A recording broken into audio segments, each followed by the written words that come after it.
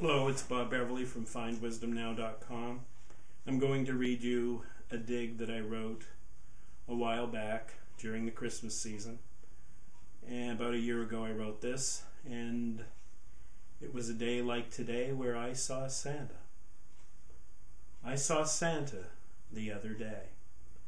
It was dusk and the local firemen were taking him around my neighborhood on their big red fire truck.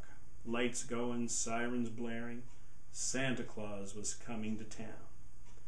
But when he turned the corner onto the block where I live, I was the only one outside to greet him. It was just me waving to Santa and Santa waving back, as, I swear, he looked right at me alone. Could it be true that it was just me and Santa? I did a test. I stopped waving and he stopped waving. And then when I started waving again, he started waving. I waved harder and he waved even harder. And then I knew for sure Santa was really looking at me and waving his merry heart out for me. Something old and familiar, warm and wonderful went through my entire body and soul. I felt like a child. I felt the magic of connection, the wonder of kindness, the warmth of goodwill. I felt happy, I felt contented, I felt peace. My world was bathed in Christmas, and I thought the whole world should be bathed in Christmas. It's dark out there, and it's easy to feel all sorts of darkness. The darkness of loneliness, separation, and defeat. The darkness of the same old thing. The same bad feelings playing again and again so powerfully. Magic gone and crazy adults running the world, thinking we cannot make much difference. It was dark for baby Jesus, though he did not know it at the time. It got darker for him much later, and he knew it then, as the crazy adults tried to put out his light. Jesus and Santa and good people everywhere, the firemen and the firewomen, the doctors and nurses and you and me, we're always shining the light amidst great, great darkness. We can easily doubt the power of the light, but Santa and his 3 fireman elves lit up a whole neighborhood the other day all by themselves. And all I did was walk 20 feet from my living room to my front porch, and I entered a world of magic and possibility and wonder.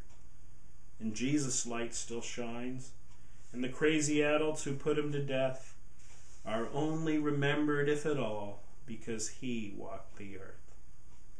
If you want to be happier this Christmas or make someone else happier, you can't sit in a chair and do nothing and expect much to happen.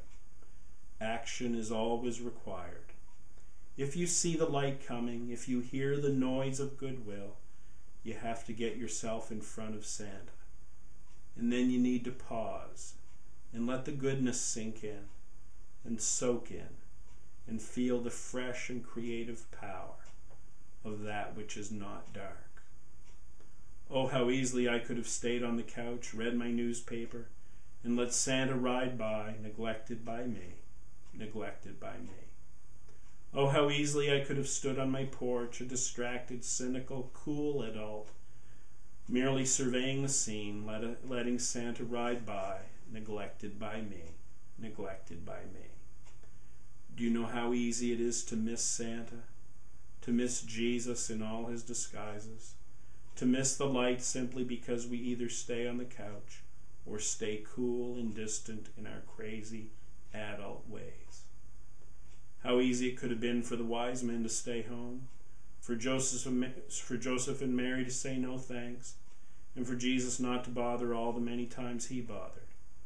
Oh, how easy it could have been for Santa and his fireman elves to have stayed in the firehouse the other night and make some more toys and drink a few beers and not bother to come out in the cold and spread some Christmas magic. Do you know how easy it is to not be Santa? To miss being the light simply because we stay on the couch. Christmas is action required, love given and received. The whole world should be bathed in Christmas. As I stood on my porch the other night, I felt that one day the whole world will be bathed in Christmas. It is possible. It's the best. It's what a child knows. Santa Claus is coming to town. Jesus is coming to town. All the light is coming to town. The whole world will be bathed in Christmas. Merry Christmas, Happy New Year, Happy Hanukkah.